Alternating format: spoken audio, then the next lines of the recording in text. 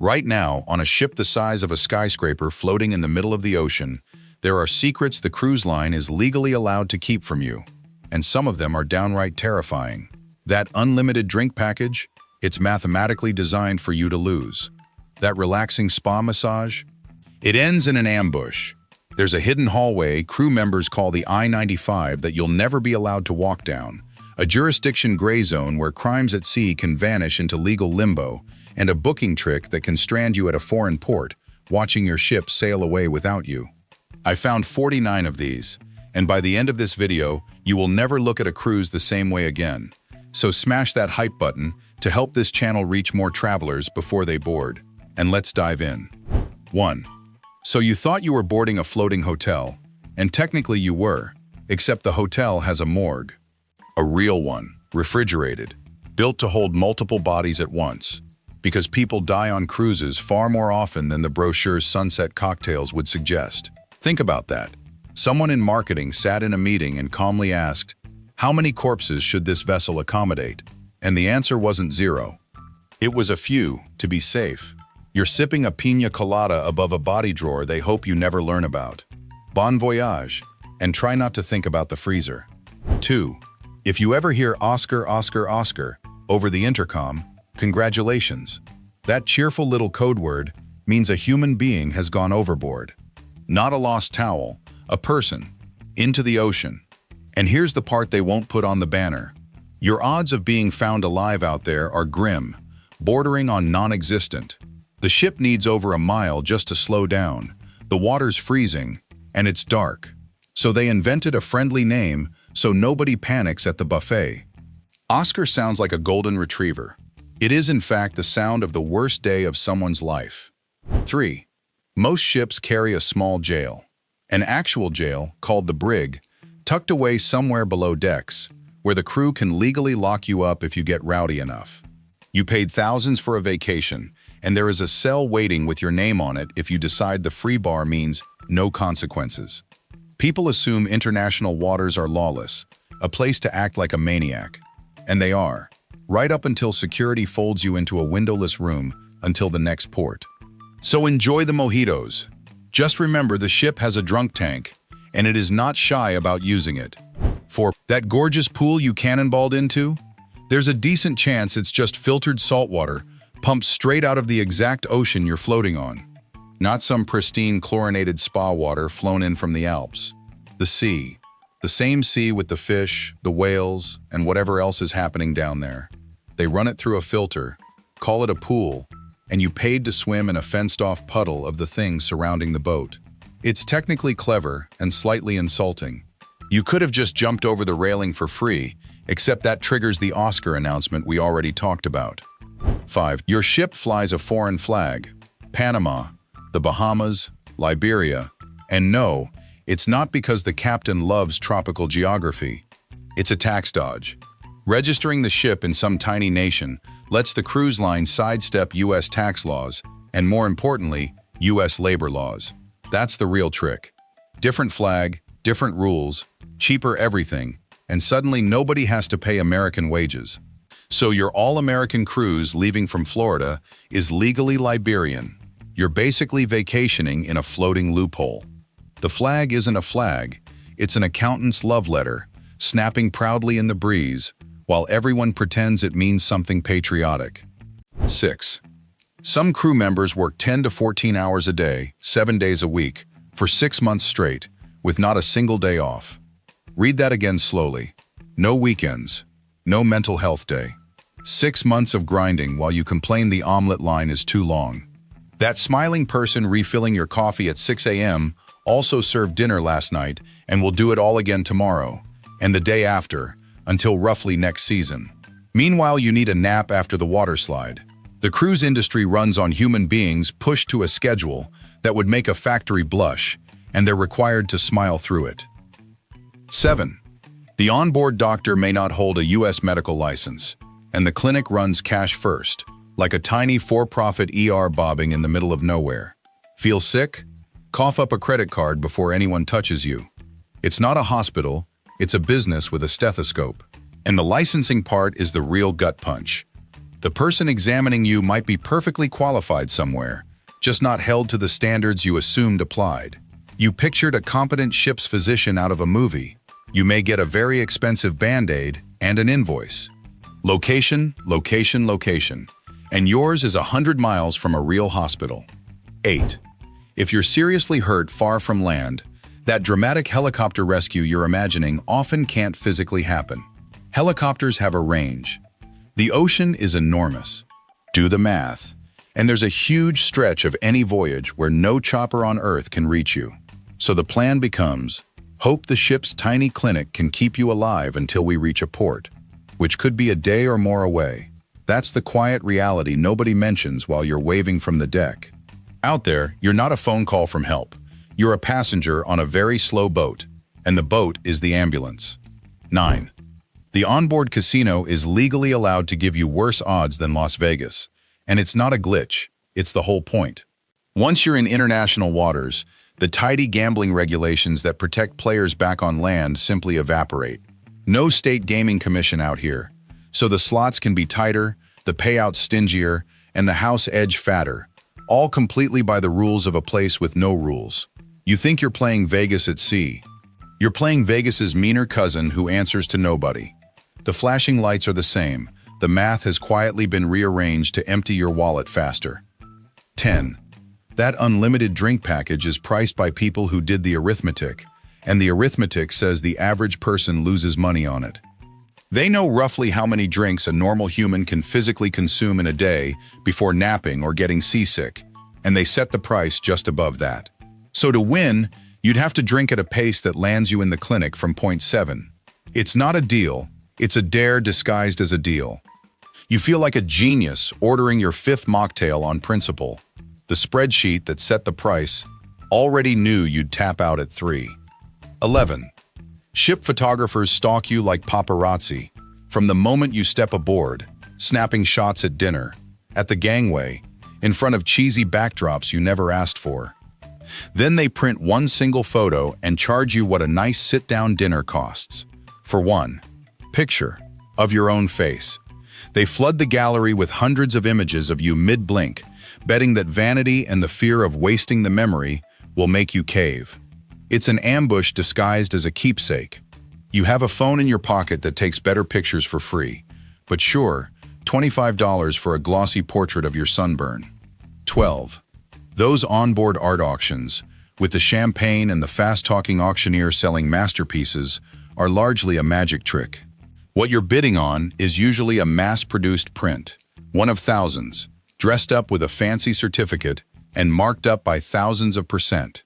They ply you with free bubbly precisely so your judgment goes fuzzy and investment starts sounding reasonable at sea. You are not discovering the next great artist.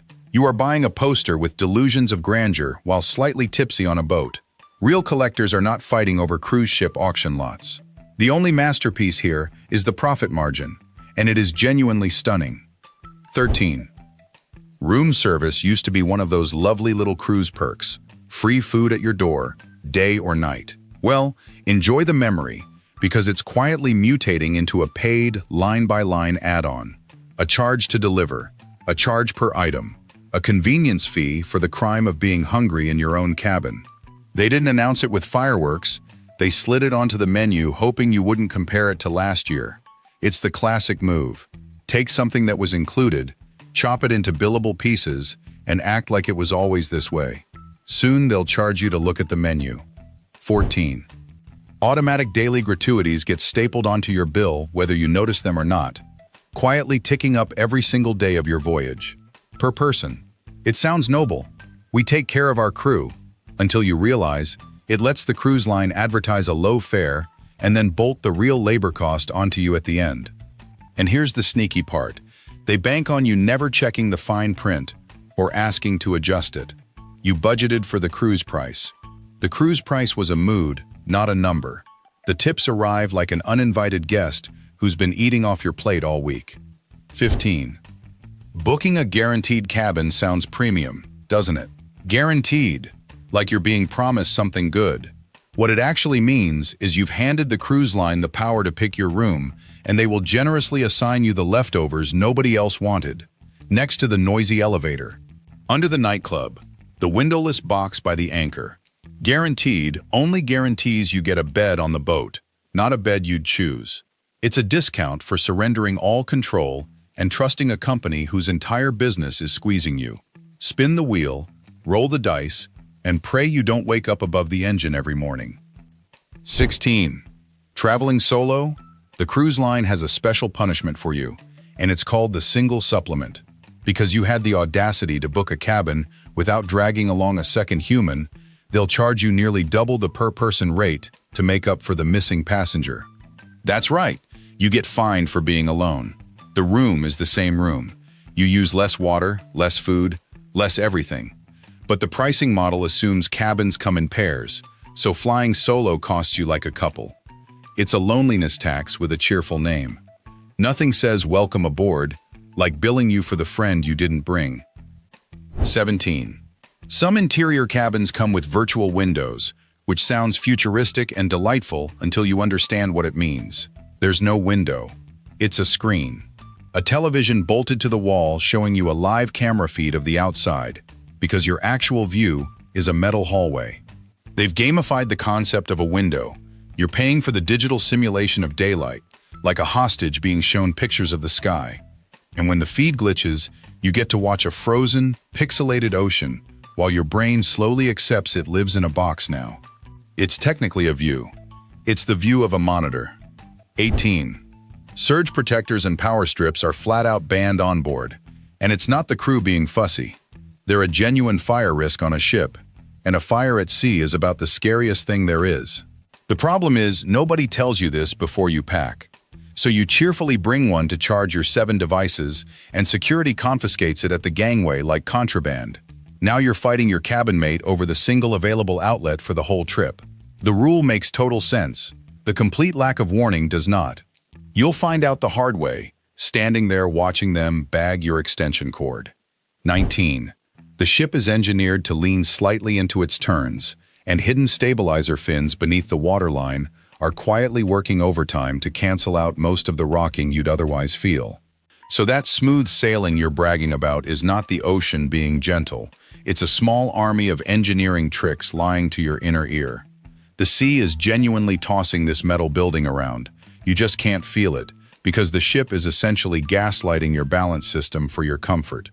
It's impressive, honestly. But turn those fins off for 1 minute, and the buffet would become a very expensive water feature. 20. If bad weather forces the ship to skip a port you specifically booked this cruise to visit, here's your compensation. Usually nothing. You picked this itinerary for that one island. That was the whole point. But if the captain decides conditions are unsafe, they simply sail on by, and your refund for the missed destination is a warm, safety first, and $0.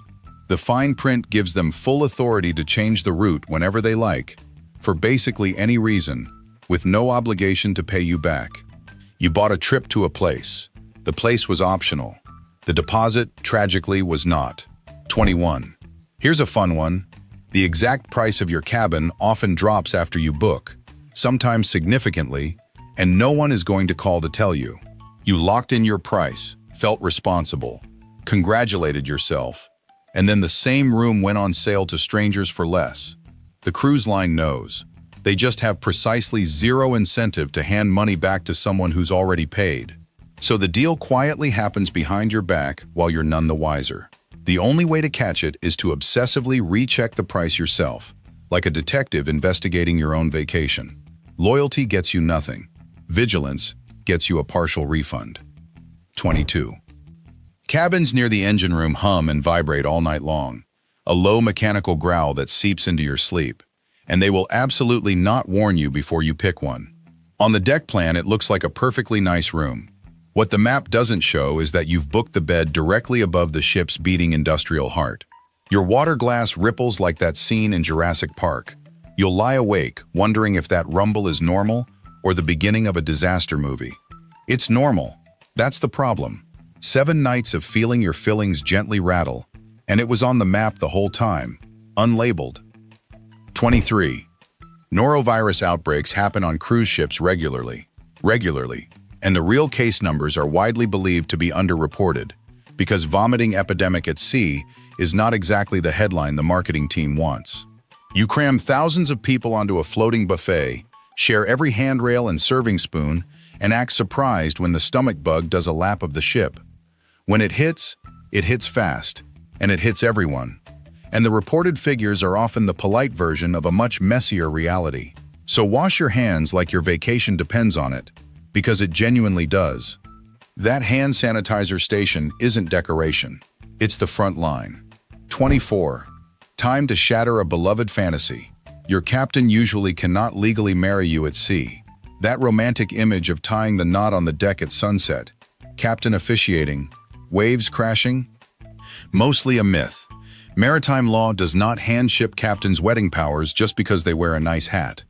In most cases, the marriage wouldn't even be legally valid, so the cruise line quietly brings a licensed officiant on board. Or the ceremony happens while docked in a port that actually permits it. The captain steering the boat is not your officiant, he's your Uber driver. Sorry. Every rom-com you trusted has been lying to you. 25. If you're pregnant past roughly 24 weeks, most cruise lines will simply refuse to let you board. Full stop. Doesn't matter that you paid, packed, and planned. Show up too far along and you're turned away at the gangway. And it makes grim sense. They've got that unlicensed clinic from earlier, they can't reach a real hospital fast, and a helicopter often can't get to you. A ship is a terrible place for a medical emergency involving a baby. But the brutal part is how many people discover this policy at the port, mid-vacation, luggage in hand. Read the fine print, because the fine print does not care about your due date. 26. Running the entire length of the ship is a hidden crew-only hallway you will never lay eyes on, nicknamed the I-95 after the American highway. It's the backstage artery of the whole operation. Crew rushing supplies, food, and themselves from one end of the vessel to the other, completely out of sight. Above it, you're enjoying the illusion of an effortless resort, where everything magically appears. Below and behind the walls, it's a frantic corridor of people, making that illusion happen at a dead sprint. You're on the polished stage. The I-95 is where the actual play is being performed, and you're not invited. 27. Below decks, the crew live crammed into tiny shared cabins, and they've built an entire hidden society down there. A whole social scene, friendships, drama, even a dating life that guests never glimpse. There are crew-only bars, crew parties, crew romances blossoming and combusting, all while you're upstairs assuming these people simply power down when they clock out. They don't. They live there, in a parallel world running beneath your feet, with all the messiness of any small town crammed into a steel hull. It's honestly more interesting than anything happening at the main pool. You just paid thousands to be on the boring deck. 28. Facial recognition cameras and your innocent little sail and sign card are quietly tracking where you wander and every dollar you spend. That card isn't just your room key, it's a leash. Every drink, every shop, every door you tap it against builds a tidy profile of your habits, and the cameras fill in the rest. You feel wonderfully anonymous, adrift at sea with no responsibilities. In reality, you're one of the most monitored tourists on Earth, generating a data trail with every mojito. They know your patterns better than you do. It's all for your convenience and safety, which is the phrase every surveillance system has ever used. 29. That blissful, melt-into-the-table spa massage comes with a plot twist. It ends with an aggressive sales pitch. Just as you've achieved total relaxation, the therapist pivots to a firm lecture about the expensive creams, oils, and miracle serums you apparently desperately need. Your muscles are loose, your defenses are down, your wallet is vulnerable. And that timing is not an accident. The whole treatment is partly a setup for the upsell at the end. You came for tranquility, and you're leaving with a $200 bag of lotion and mild guilt. Nothing kills a state of zen quite like being commission target closed while wrapped in a bathrobe. 30. Cruise lines have paid millions of dollars in fines for illegally dumping waste straight into the ocean. And some are repeat offenders, meaning they did it, got caught, paid up, and did it again. Think about what that says. The fines are apparently just a cost of doing business, cheaper than actually disposing of the waste properly. So the pristine, sparkling sea you're gazing at romantically from the deck has, in various cases, been treated as a giant toilet by the very company selling you the view. They'll hand you a paper straw to save the turtles while a much larger conversation happens quietly offshore. 31. A single megaship can burn tens of thousands of gallons of fuel a day. Per day. This thing is a floating city, and it drinks like one. All those glossy ads showing a serene vessel gliding through untouched turquoise waters conveniently skip the part where it's guzzling fuel at a rate that would make an oil baron weep with joy. You're not on a gentle boat. You're on a colossal engine wearing a hotel as a costume, and it needs to eat constantly to keep the buffets open and the water slides flowing. So enjoy the ocean breeze. Some of it is technically exhaust, but let's not dwell on that. 32. Ships sometimes strike whales, and here's the horror movie detail. It's frequently not even discovered until the ship reaches port and someone spots the poor creature draped across the bow. That's how big these vessels are. They can collide with one of the largest animals on the planet, and the passengers feel absolutely nothing. You were doing the electric slide at the deck party, blissfully unaware, while below you, a tragedy unfolded in total silence. The ship is so massive it turns a whale into a footnote discovered at docking. It's a grim reminder that you're not floating gently through nature, you're plowing through it. 33. Your deposit is frequently non-refundable, which means a simple change of heart costs you real, actual money. Life happens. Plans shift. Moods change. You realize you'd rather not be trapped on a boat with 3,000 strangers. Doesn't matter. That deposit is gone, absorbed into the cruise line's coffers, with a cheerful, terms and conditions apply. They've engineered it so that backing out is financially painful enough to keep you locked in. It's less a booking and more a hostage situation with a pool deck. You didn't buy a ticket, you bought an obligation, and the exit door has a very expensive turnstile you already paid to walk through. 34. The muster drill and that mind-numbing safety video you desperately want to ignore are not optional. They're required by international law, specifically something called SOLAS, Safety of Life at Sea. So yes, you have to stand there clutching a life jacket, listening to where the muster stations are, whether you like it or not. And honestly, given the morgue, the overboard code, and the helicopter that can't reach you, maybe pay attention this once. It's the one time the cruise line is legally forced to prioritize your survival over your comfort, and people still roll their eyes through it. This is the boring part that saves your life. 35. Commit a crime in international waters, and you fall into a jurisdictional gray zone, where no country's police clearly takes charge. Whose laws apply? The ship's flag nation? Your home country? The victims? Everyone points at each other, while the case gathers dust.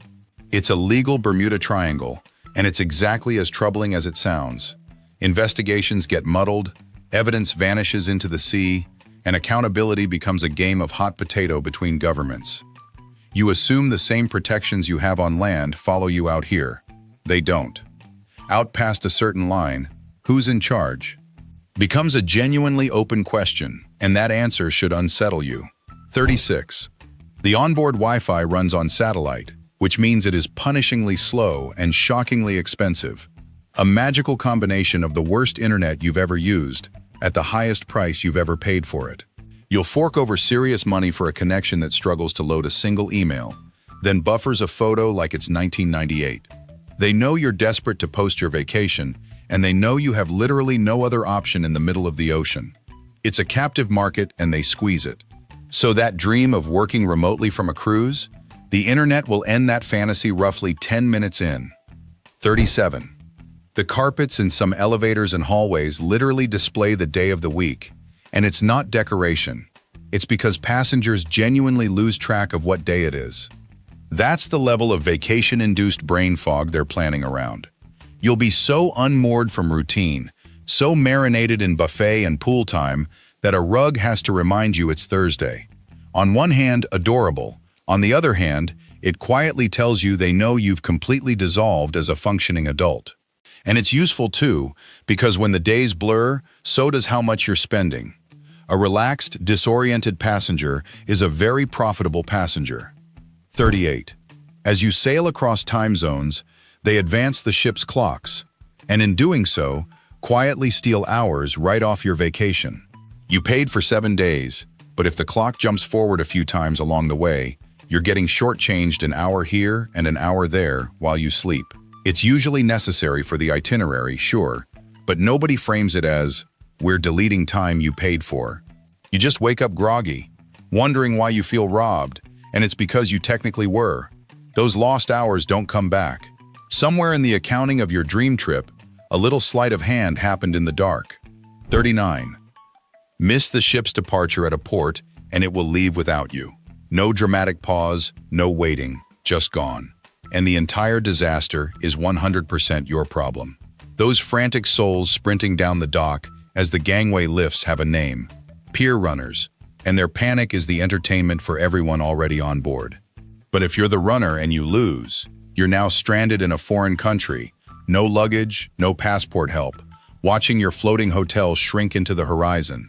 The ship owes you nothing. It runs on a schedule that does not blink, and it will absolutely sail off without a backward glance. 40. Shore excursions booked through the cruise line are marked up heavily compared to booking the exact same tour yourself, from the exact same local operator, standing in the exact same spot. The cruise line is essentially a very expensive middleman, slapping their margin on top and betting you're too nervous to book independently. And they lean hard on that fear, hinting the ship might leave you behind if your unofficial tour runs late. So you pay double for the comfort blanket. A little research beforehand, and you'd hand your money straight to the local guide instead of feeding the ship's markup machine. Convenience has a price, and it's steep. 41.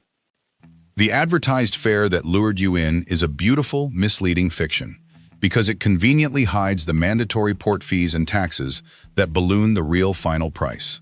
You see a gorgeous low number, you get excited, you click, and then at checkout, the total quietly swells like a balloon animal at a kid's party.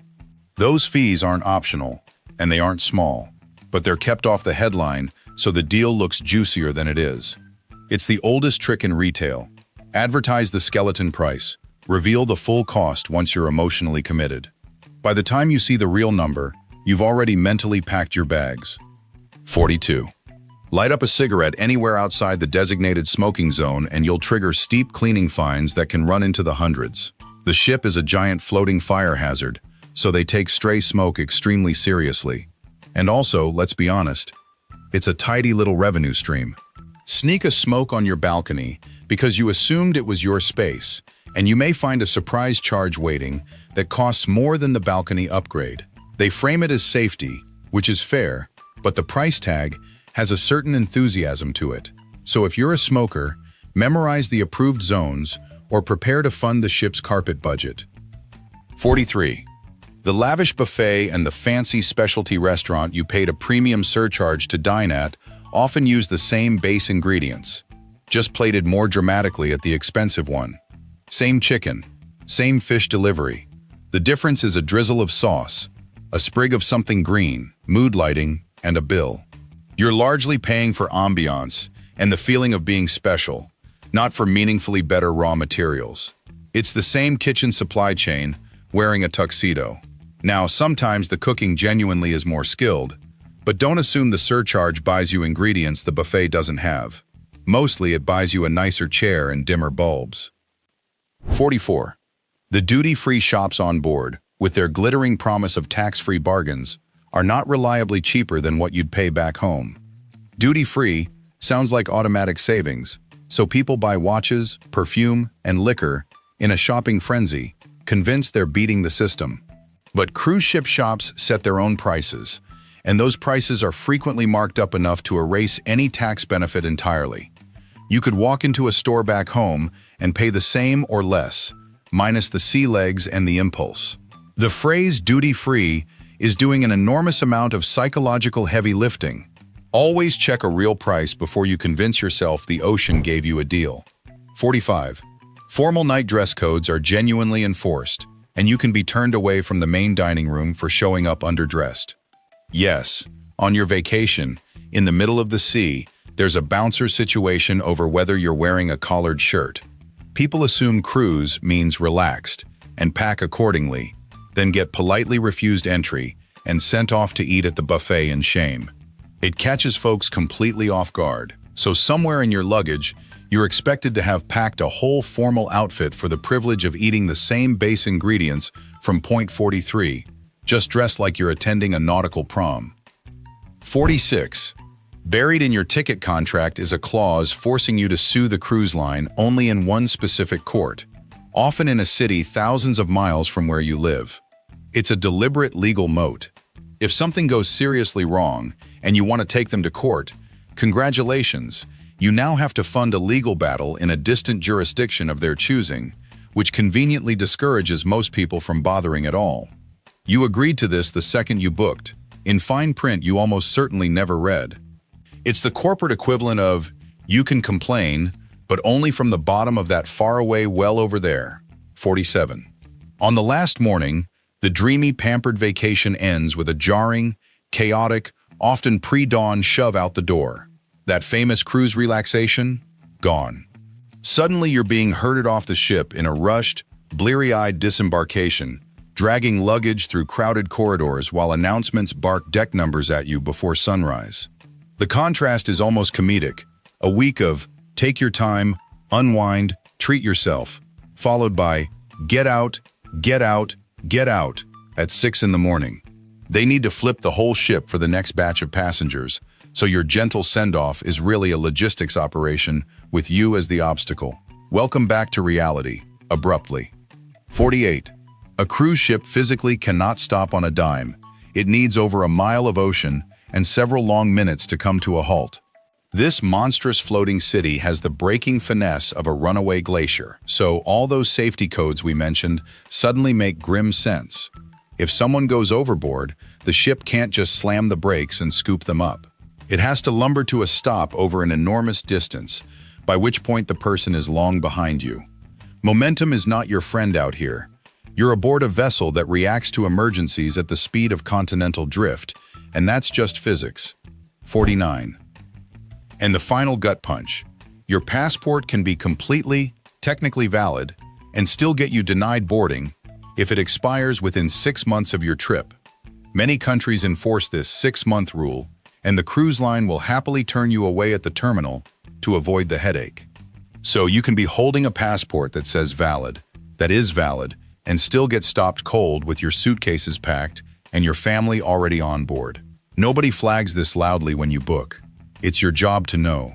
Check the expiration date the moment you plan a cruise, or your dream vacation ends in the parking lot. And there it is. 49 things the cruise industry crossed their fingers you'd never Google.